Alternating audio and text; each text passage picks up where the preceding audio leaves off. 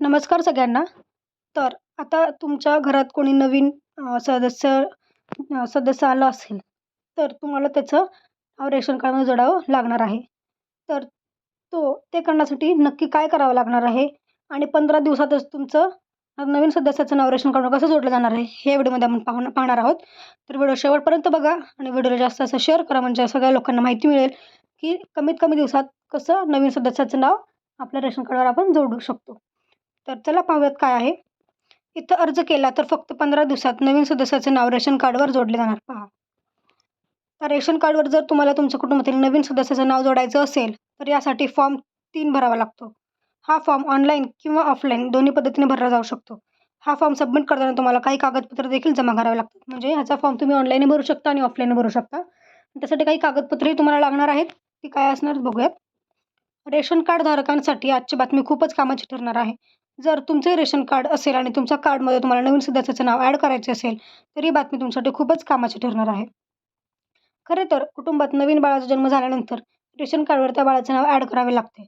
तसेच जर कुटुंबातील एखाद्या पुरुषाचे लग्न झाले असेल, तर त्या घरात आलेल्या नववधूचं नाव देखील रेशन कार्डवर नाव जोडावे लागते. तर माहिती नवीन सदस्य म्हणजे एकतर आपल्या घरात कोणी लहान बाळ जन्मले असेल किंवा आपल्या कुटुंबातील कुठल्या एका पुरुषाचा विवाह झाला असेल, तर त्याच्या पत्नीचं नावही आपल्याला रेशन कार्डमध्ये आपल्या जोडावं लागतं. म्हणजे हे 2च प्रकारे नवीन सदस्य आपल्या घरात येतात, हे माहिती आहे सगळ्यांना. जर असं काही असेल, तर त्याचं नाव तुम्हाला रेशन कार्डवर जोडायचं. त्याची काय प्रोसेस आहे ते आपण पाहूयात. तसेच यामुळे अनेकांच्या माध्यमातून रेशन कार्डवर नवीन सदस्याचं नाव जोडण्यासाठी काय प्रोसेस असते, यासाठी आणि किती दिवसांचा कालावधी लागतो, असेही प्रश्न उपस्थित केले जात होते. दरम्यान आज आपण या साऱ्याच प्रश्नांचे उत्तर थोडक्यात जाणून घेण्याचा प्रयत्न करणार आहोत. रेशन कार्डवर जर तुम्हाला तुमच्या कुटुंबातील नवीन सदस्याचं नाव जोडायचं असेल, तर यासाठी फॉर्म 3 भरावा लागतो. ठीक आहे. ही माहिती आपल्याला फॉर्म 3 भरावा लागतो, जो की ऑनलाईन किंवा ऑफलाईन पद्धतीने भरू शकतो आपण. अन्न विभागाच्या अधिकृत संकेतस्थळावर जाऊन तुम्ही रेशन कार्डवर नवीन नाव जोडण्याबाबतचा फॉर्म 3 भरू शकता. ठीक आहे. जर तुम्हाला हा फॉर्म ऑनलाईन भरता येत नसेल, तर तुम्ही जवळील सी सी एस CSC सेंटरवर जाऊन हे काम करू शकता. ठीक आहे. आता ह्याच्यासाठी कोणती कागदपत्रे लागतात ते पाहूयात. कुटुंबात जर नवीन बाळ जन्म झाला असेल, तर त्याचे नाव रेशन कार्डवर जोडण्यासाठी त्याचा जन्मदाखला लागणार आहे. ऑब्व्हियसली नवीन बाळ जन्म असेल, त्याचा जन्मदाखला तुम्हाला दाखवावा लागणार आहे कागदपत्र म्हणून. ठीक आहे. तसेच जर पुरुषाचं एखादे लग्न झालं असेल कुटुंबातील तुमच्या, तर आणि तुम्हाला जर त्या घरात आलेल्या नवीन वधूचे नाव जर रेशन कार्डवर ॲड करायचं असेल, त्यासाठी विवाह दाखला आणि त्याच्या माहेरील रेशन कार्डवरील नाव कमी केल्याबाबतचा दाखला तुम्हाला जोडावा लागणार आहे.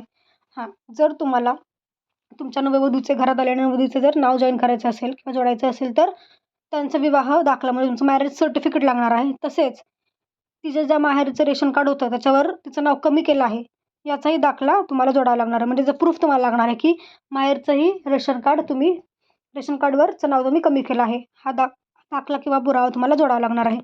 हे आहेत तुमचे डॉक्युमेंट्स दोन्हीसाठी, की जन्म झाला असेल जन्म दाखला, आणि जर लग्न झालं असेल तर लग्नाचं सर्टिफिकेट किंवा मॅरेज सर्टिफिकेट, आणि महिलेच्या त्या माहेरील रेशन कार्डवर नाव कमी केल्याचा दाखला किंवा प्रूफ.